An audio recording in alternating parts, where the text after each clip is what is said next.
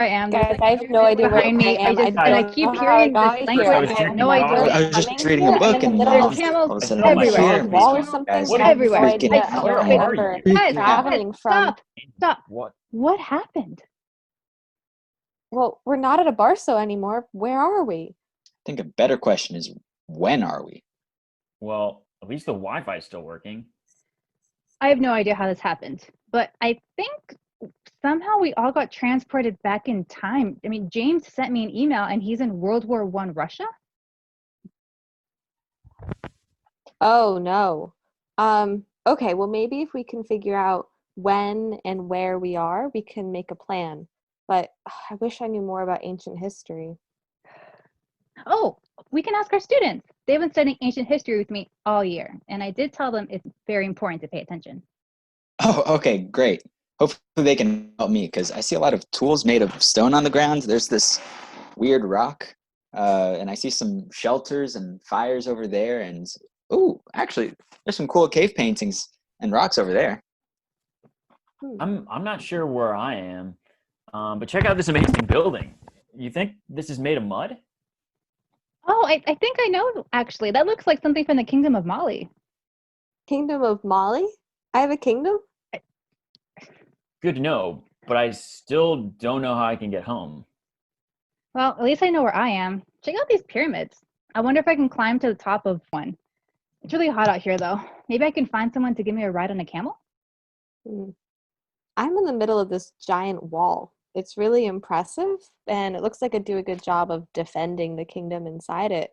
I think I see some people off in the distance. Maybe they can help me.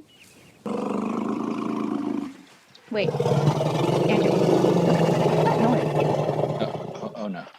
Guys, a woolly mammoth is coming this way. Oh, wow, it's huge. I need to hide somewhere. Tell someone to send me advice before the mammoths get me. Andrew? Andrew? Andrew. Andrew? Andrew? Andrew? Wait. Someone's coming. Oh no, are those soldiers? I gotta run too. Please tell the students to help me. Oh no! Connor? Connor? Andrew? Connor? Connor! Oh my god. Andrew? Oh, Jenny. Jenny, I think it's just us now. Well, I guess we need to teach our students how to write a letter. Quickly. It was hot out there, so I went inside, and it's really nice in here. I think I'm in a palace. Ooh, But- nice. Right? But it's time to get to this lesson. In this lesson, you're going to learn how to write a letter using everything you've learned in history class about the ancient world. And this is super important, not only for competencies in learning how to write, but also to help us get home.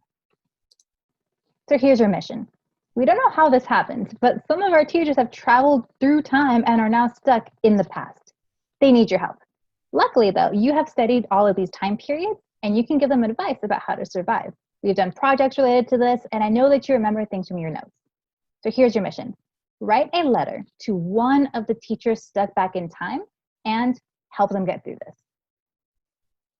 So first, we're going to go over how to write a letter. To start, let's talk about addresses and a greeting. So at the very top of your letter, you want to put your address, the person sending the letter, and you want to put the receiver of the letter. So who are you sending to and where do they live? So the top right of the piece of paper, you want to put your name, your address, and the village or city that you're sending the letter from.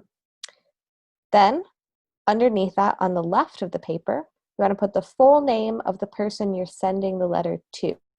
That's the recipient of your letter. Then put their full address. So where they live and then what village or town or city they live in. Next, you want to put a greeting. A classic greeting in a letter is dear. Dear Jenny, dear Molly, dear whoever you're writing to. Then you can start with the body of your letter. So what goes into the body? Basically, you just need to write a strong paragraph. So you want to start with a strong topic sentence. This will explain what the paragraph will be about. And then you want to use 3 to 5 supporting details. And as you remember, these use evidence and details that help support your topic sentence. They explain it more. And then finally, you want to finish with a strong concluding sentence that sums up the main idea and ties all the little bits of the paragraph together neatly. Okay, so in the letter you're going to write, the first paragraph should be an explanation of important things that the teacher you're writing to needs to know about the time period they're stuck in. So start with a strong topic sentence explaining the main idea of that paragraph. What's something they really, really need to know? Then use supporting details. And finish with a concluding sentence reminding the teacher you're writing to about the main idea of that paragraph. In your second paragraph is where you will put your advice. So what do they need to do? In this paragraph, you're going to practice giving advice and making recommendations by using the word should.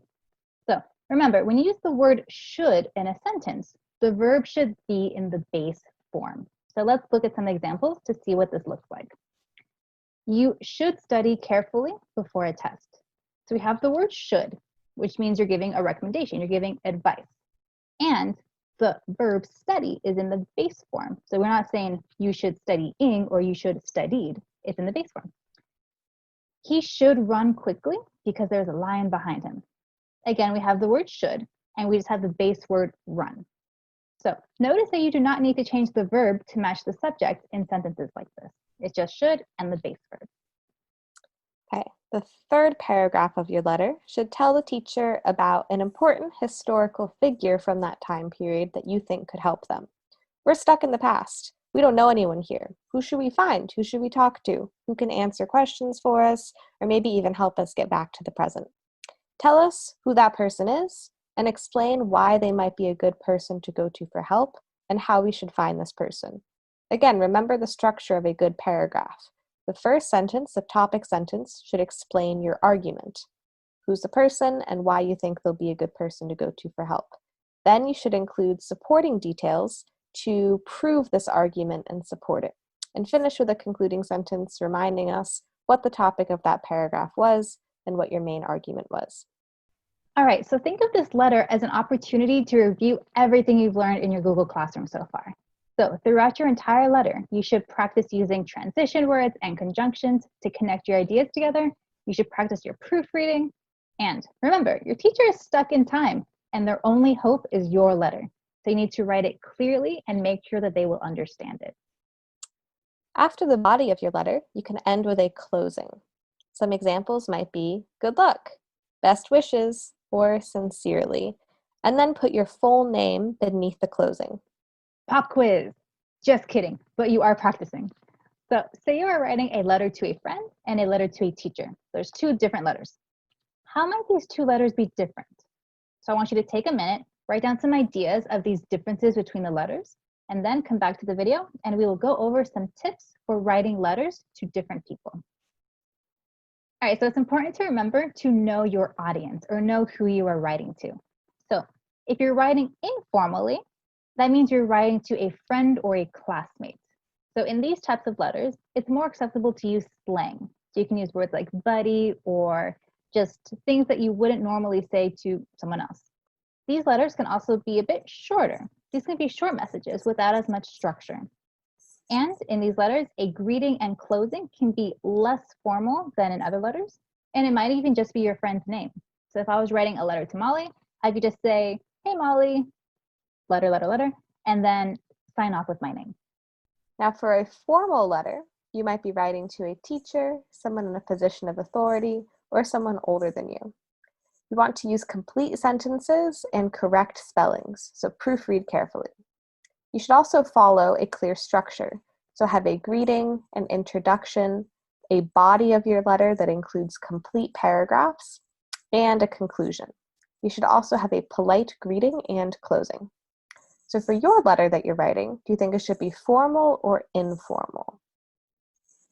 That's right, it should be a formal letter because you're writing to a teacher. All right, that's the end of our lesson. We hope you learned a lot because if you didn't, we'll be stuck in the past forever. And even though we're stuck in the past, we can still tell who's completing the assignments on the Google Classroom. So make sure to go back through the past 7 weeks, watch all the YouTube videos, and complete all 7 of the other assignments. Remember, these are important practice for your competency tests that you'll take when you return to campus. All right, see you in 2020, hopefully. Bye.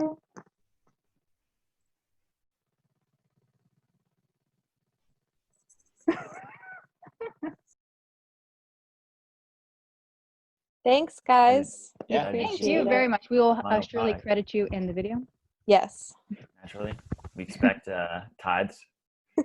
I Oh. expect royalties from this. So Yeah. Oh, yeah. It will be paid in the currency of your time period, though. So, Andrew, you will just be getting rocks. Connor, mud discs. Is that? Oh, Are you good with that? Is that good? Maybe salt. so with inflation, mud discs are You'll get a now lot worth. of mud You'll discs. get a lot of mud. A lot of rocks, Andrew. A lot of mud. I need it. Desperate times.